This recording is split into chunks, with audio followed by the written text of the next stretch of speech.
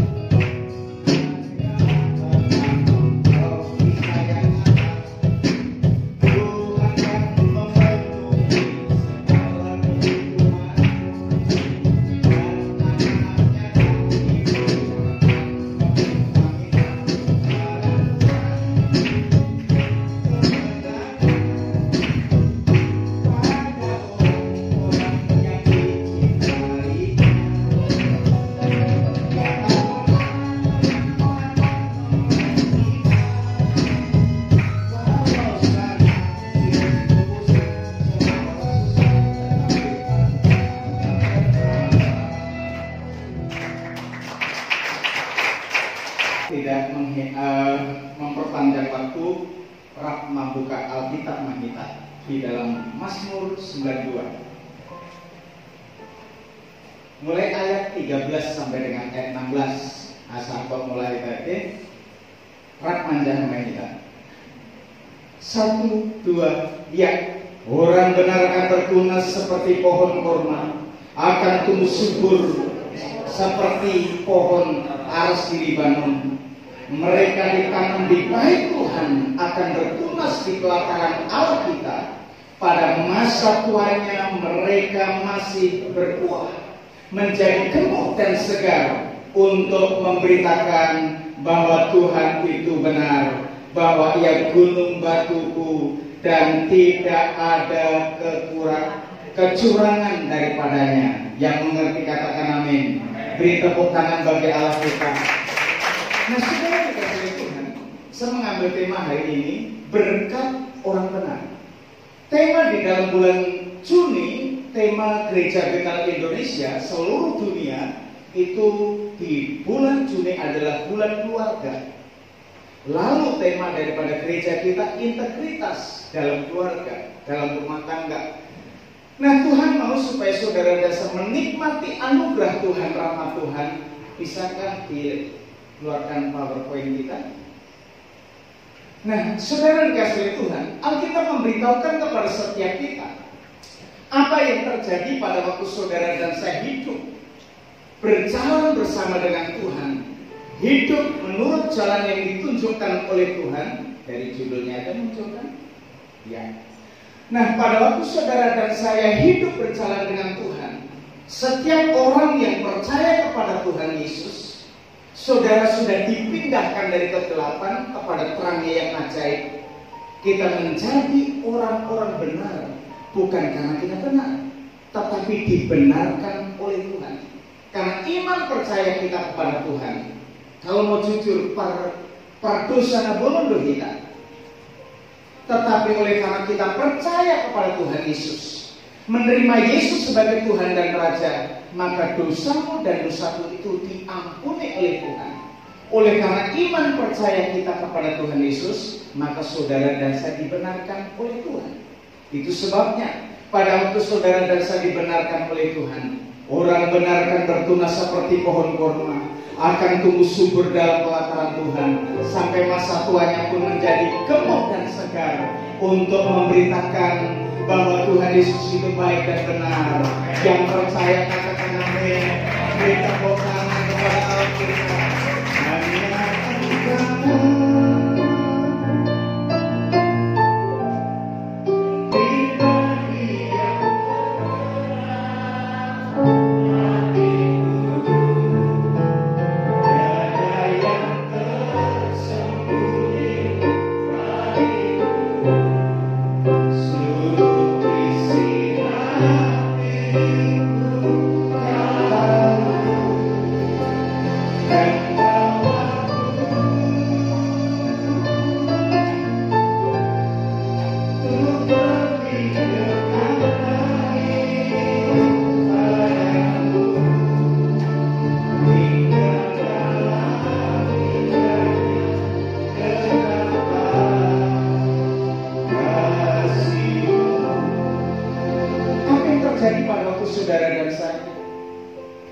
Diangkat oleh Tuhan, diadopsi oleh Tuhan, kita dijadikan Tuhan benar di matanya.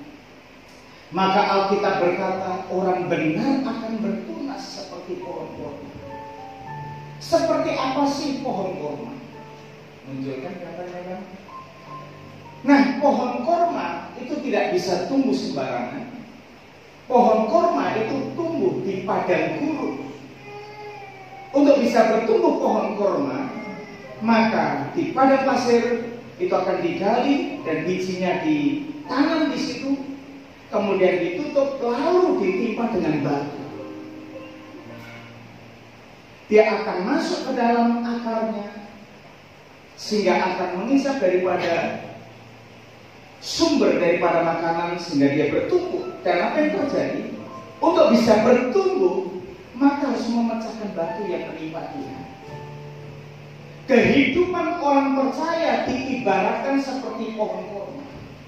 Pada waktu dia ditanam di dalam kedalaman, bahkan ditimpa dengan batu, mungkin ada pergumulan, ada kesulitan, ada tantangan hidup yang menerpa dalam kehidupan kita. Apalagi di masa-masa pandemi ini, Tuhan mau supaya saudara dan saya bertambah-tambah iman kita, bertambah-tambah imun kita, sehingga pada waktu saudara dan saya bersandar kepada Tuhan, berharap kepada Tuhan Yesus, maka engkau diberikan kekuatan oleh Tuhan. Pada waktu saudara menjalani kehidupan ini, banyak tantangan, persoalan, pergumulan, maka saudara dan saya diberikan kekuatan oleh Tuhan untuk mampu menghadapi masa-masa sukar, masa-masa sulit. Maka saudara ditanam di bait Allah, ia akan tumbuh seperti pohon korma dan buahnya lebat dan manis rasanya. Itulah gambaran orang benar. Tidak berhenti sampai di situ. Pada waktu saudara dan saya dijadikan oleh Tuhan seperti pohon korma, artinya daripada buah korma yang kita hasilkan, dari buah kehidupan kita, bisa dinikmati oleh semua orang, dan orang akan menikmati rahmat dan kebaikan yang kita bagikan di tengah-tengah lingkungan yang kita ada. Maka pada waktu saudara dan saya menjalani kehidupan ini, Tuhan akan memberikan kekuatan lebih lagi. Gak berhenti sampai di situ. Tuhan mengibaratkan saudara dan saya seperti pohon aras di Libanon. Pohon aras di Libanon itu terkenal pohon itu kuat, kokoh, dan dipakai untuk pembangunan rumah Tuhan. Jadi walaupun kena badai, kena hujan, malah pada waktu hujan badai menerpa pohon tersebut, kayunya itu tetap kuat, kokoh. Pada waktu saudara dan saya diterpa badai, terpa persoalan pergumulan, maka kita bisa berkata kepada Tuhan, Engkaulah kekuatan, tempat perlindunganku saat badai menerpa. Aku tak akan goyah, aku tak akan goyah, sebab Kau sertaku Engkaulah kekuatan, tempat perlindunganku saat badai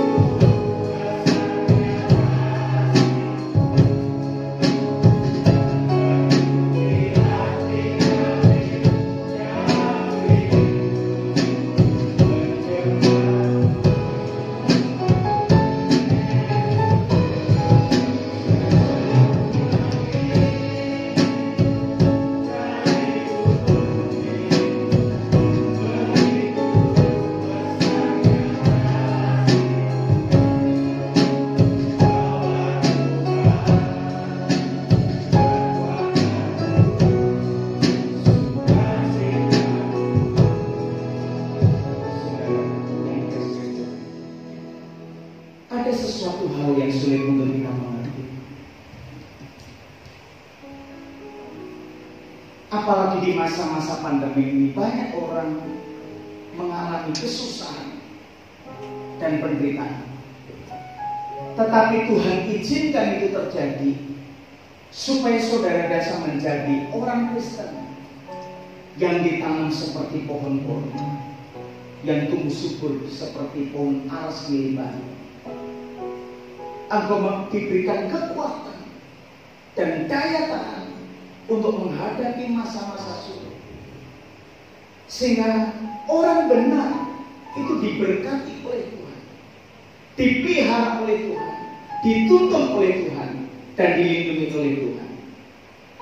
Nah, saudara yang dikasihi Tuhan, Alkitab memberitahukan kepada setiap kita, pada waktu saudara dan saya hidup berjalan dengan Tuhan, maka Alkitab memberitahukan mereka seperti pohon yang ditanam di tepi aliran air, yang menghasilkan buahnya pada musimnya, dan yang tidak layu daunnya. Apa saja yang diperbuatnya berhasil. Dan seseorang yang percaya kepada Tuhan Yesus, Alkitab mengatakan mereka yang ditanam di bait Tuhan akan bertunas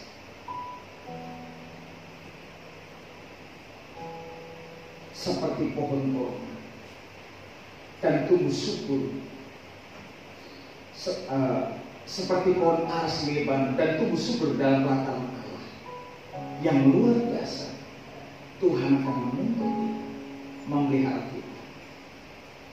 Itu sebabnya ketika saudara dan saya benar menjadi orang benar, hidup berjalan dengan Tuhan, maka kenangan kepada orang benar itu akan mendatangkan berkah. Saudara akan dikenal oleh karena saudara dan saya hidup berkenan di hadapan Tuhan, hidup benar di matanya.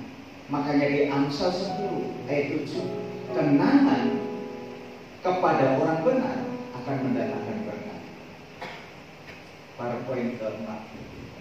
Nah, saudara dikasih Tuhan. Nah, saudara yang dikasih Tuhan, pada waktu saudara menyadari akan hal itu, kalau begitu, siapa yang disebut orang benar? Itu pertanyaannya sekarang. Siapa orang benar itu? Orang benar adalah seseorang yang fokusnya hanya kepada Allah. Dia mengutamakan hanya kepada Allah. Contoh di dalam Alkitab, Samuel 2 ayat 20, siapa yang menghormati aku, dia akan kuhormati. Ciri-ciri orang yang fokusnya kepada Tuhan, dia menghormati Tuhan, dia setia beribadah, datang kepada Tuhan, memuliakan Tuhan. Contoh Daud pada waktu dia menghormati Tuhan, apa yang terjadi? Daud maju berperang dan selalu berhasil dan menang. Pada waktu kita menghormati Tuhan, beribadah kepada Tuhan, fokus kepada Tuhan, maka Tuhan memberikan kemenangan, Tuhan memberikan kehormatan dan kemuliaan. Contoh juga Raja Usia, selama hidupnya dia mencari Tuhan, beribadah kepada Tuhan, maka setiap usahanya dibuat Tuhan itu berhasil. Itu sebabnya Tuhan mau engkau senantiasa mencari Tuhan. Ku cari wajah, temukan kasih-Mu. Kau bukan Tuhan yang jauh dariku.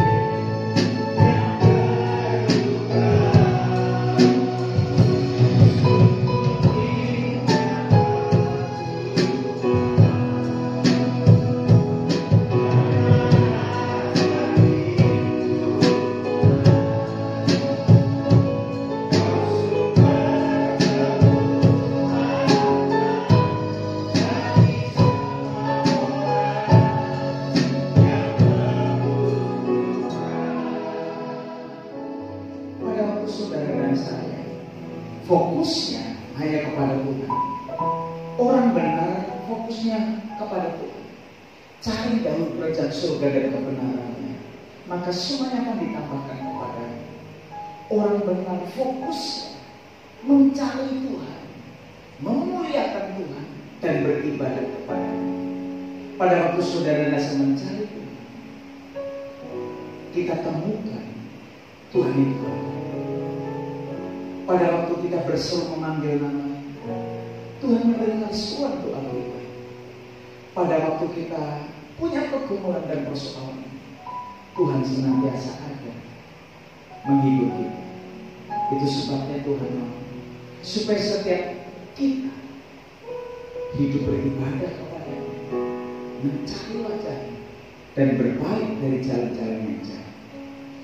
Kemudian siapakah yang disebut orang benar? Yang kedua, kalau yang pertama fokusnya hanya kepada Allah, yang kedua dia akan hidup oleh karena iman. Orang benar hidup oleh iman. Pada waktu saudara dan saya hidup sesuai dengan kebenaran firman Tuhan, anugerah Tuhan itu berlimpah-limpah. Saya menulis status, orang beriman itu adalah orang-orang yang sungguh-sungguh mencari Tuhan. Yang di tempat ini didapati orang dan didapati Tuhan, saudara dan saya adalah orang-orang yang beriman, yang sungguh-sungguh mencari wajah-Nya, yang sungguh-sungguh mau beribadah kepada-Nya.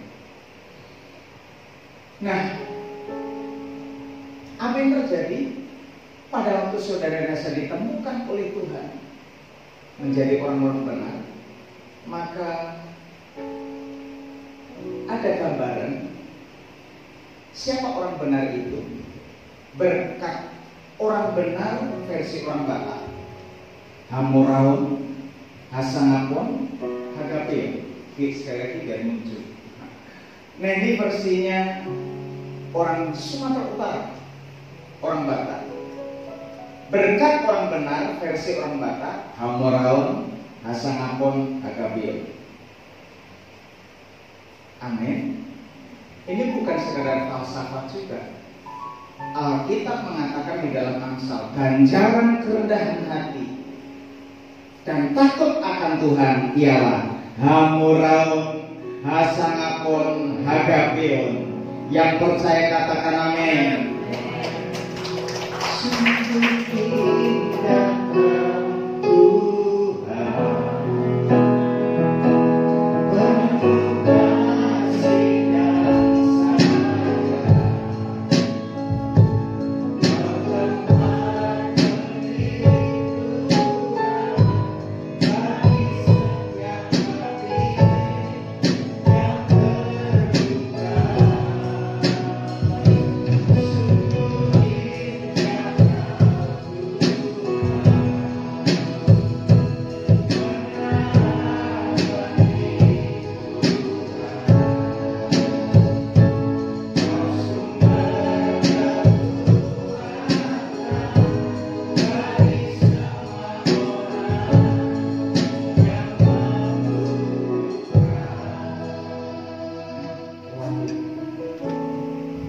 Saudara dan saya sudah diberkati oleh Tuhan, berkat bagi orang yang percaya itu bukan sekedar Hamoraon, Hasangapon, Hagapeo.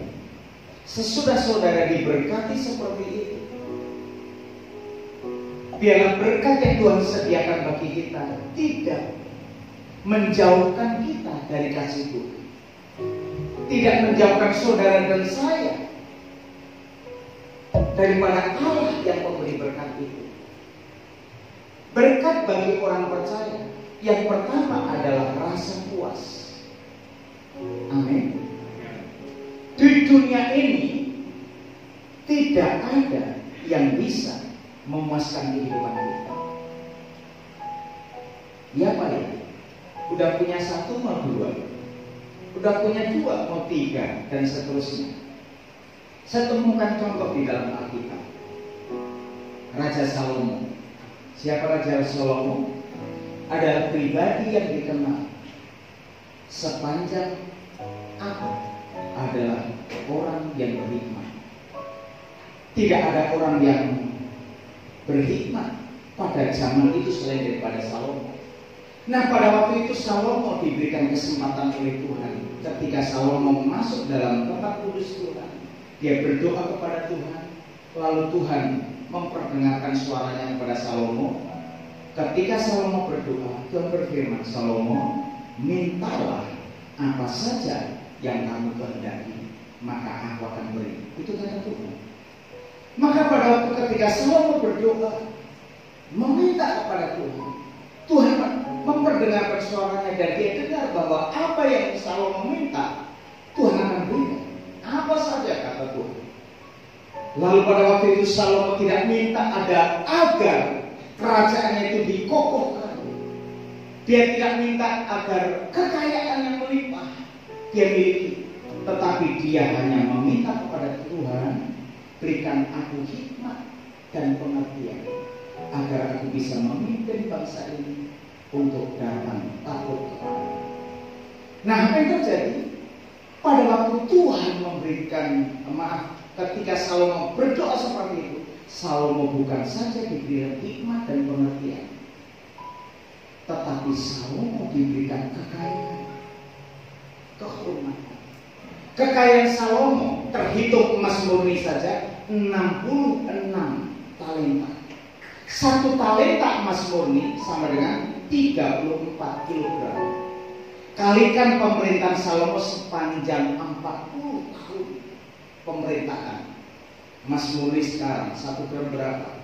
550. Kalikan 660 talenta, pecahlah 20. Gak bisa menampung dikit. Kekayaan Salomo luar biasa. Tetapi Alkitab berkata pada waktu itu di Pengkhotbah 1 pasal yang terakhir, pada waktu dia mendapatkan hikmat daripada Tuhan, dia susah hati. Maka di akhir kehidupannya dia menulis, semua yang ada di bawah matahari adalah kesia-siaan. Punya hikmat, dia mengatakan susah hati. Punya kekayaan dan sono-sono. Lalu dia berpikir pasal yang kedua, oh mungkin dengan minum anggur aku akan puas. Pasal yang kedua, Salomo minum anggur. Ternyata anggur tidak memuaskan kehidupan. Dengan hikmat dia nggak puas, dengan kekayaan dia nggak puas, dengan minum dia nggak puas. Mungkin dia mulai berpikir, oh mungkin dengan wanita. Salomo hidup dengan 1000 wanita. Istrinya 700 istri, 300 istri kaum bangsawan. Nah, lalu gundinya 700 gundi Miss Universe. Bukan diambil dari emperan, bukan diambil dari pub, dari kafe, dari tempat-tempat remang-remang. Enggak. Kaum bangsawan istrinya. Gundinya minimal Miss Universe, bayangkan. Tetapi di akhir kehidupan sia-sia. Dia tidak mengalami kepuasan. Saudara yang dikasihi Tuhan, berkat Tuhan yang membuat saudara dan saya puas.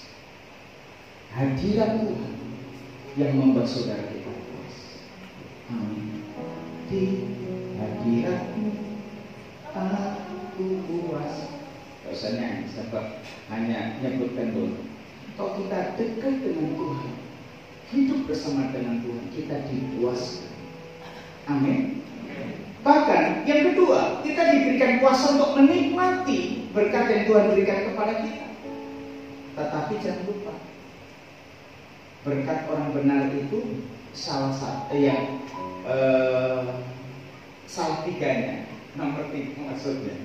Nomor tiganya itu penderitaan. Amin. Mau menderita,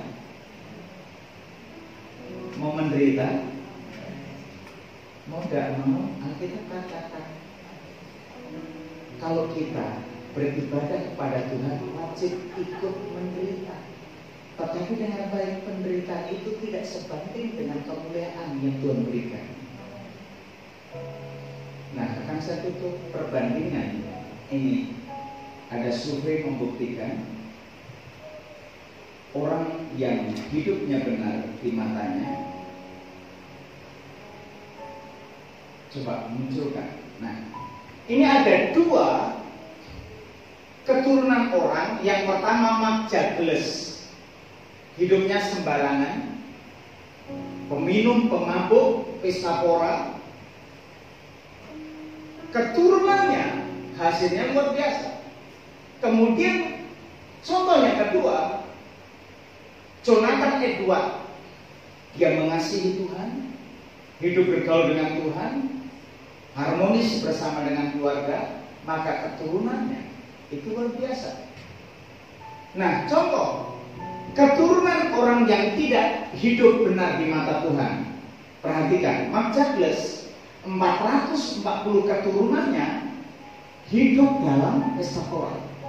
310 keturunannya menjadi gelandangan, 190 keturunannya menjadi pelacur, 130 keturunannya menjadi narapidana, 100 keturunannya menjadi peminum, pemabuk, 60 keturunannya menjadi pencuri, perampok, 55 keturunannya korban pelecehan seksual, 7 keturunannya menjadi pembunuh dan merugikan negara Amerika 1,2 juta US dollar. Itu keturunan Mark Douglas. Kehidupannya tidak baik. Tetapi Jonathan Edward hidup berfungsi sebagai kepala rumah tangga, mengasihi istri dan anak-anak, hidup benar di matanya, maka 300 keturunannya menjadi pendeta, penginjil, guru besar, teologi. Kemudian 100 keturunannya menjadi profesor akademis, 110 keturunannya menjadi pengacara, 60 keturunannya menjadi dokter, 60 keturunannya menjadi pengarang buku, 30 keturunannya menjadi hakim, 14 keturunannya menjadi rektor dan pemilik pabrik, 3 keturunannya menjadi anggota Kongres Amerika Serikat, lalu 1 keturunannya menjadi wakil presiden. Saudara, orang benar kan bertunas bagai pohon korma, kan tumbuh subur, berbuah lebat di halaman baik Tuhan. Jalannya penuh bahagia, sebab Tuhan yang menuntunnya tak akan goyah selama-lamanya. Amin. Doa dan kerinduan kita menjadi orang-orang benar, keluarga-keluarga orang benar, yang dipulihkan, yang diberkati oleh karena orang-orang yang takut akan Tuhan. Pada waktu saudara dan saya percayakan akan al-hidup, anugerah Tuhan melimpah atas kehidupan kita. Saudara, ada sukacita ketika saudara menjadi orang benar. Saya tidak memberikan contoh tipe orang Kristen, nggak usah. Ada contoh tipe orang Kristen, tapi enggak. Kita tipe-tipe yang mengasihi Tuhan, beribadah kepada Tuhan, orang-orang yang takut akan Tuhan. Nah, Bapak Ibu Saudara yang dikasihi Tuhan, Alkitab jelas mengatakan orang benar akan bertunas seperti pohon korma, akan tumbuh subur seperti pohon aras di Libanon. Mereka yang ditanam di bait Allah akan bertunas di pelataran Allah. Kita pada masa tuanya pun mereka masih berbuah, menjadi gemuk dan segar. Kita gemuk tapi sehat. Itu ciri-ciri orang benar. Berbahagialah saudara yang kurus tapi juga harus sehat. Terkadang orang sibuk kali untuk menguruskan badan, padahal Tuhan bilang orang benar akan bertunas seperti pohon korma, akan tumbuh subur dalam pelataran Tuhan sampai masa tuanya pun menjadi gemuk dan segar. Kayak gembala kita kan gemuk tapi segar kan.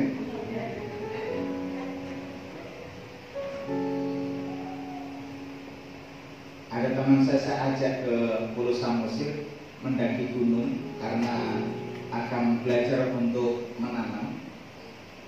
Nah, teman saya ini masih jauh di bawah umur saya. Saya udah 56 tahun menjelang 57 tahun. Dia di bawah saya 49. pas jalan ngos-ngosan, bosan-bosan Bang. Pelan-pelan mulai maintenance hidup kita supaya kita bisa jalan dengan baik, nggak ngos-ngosan. Nah,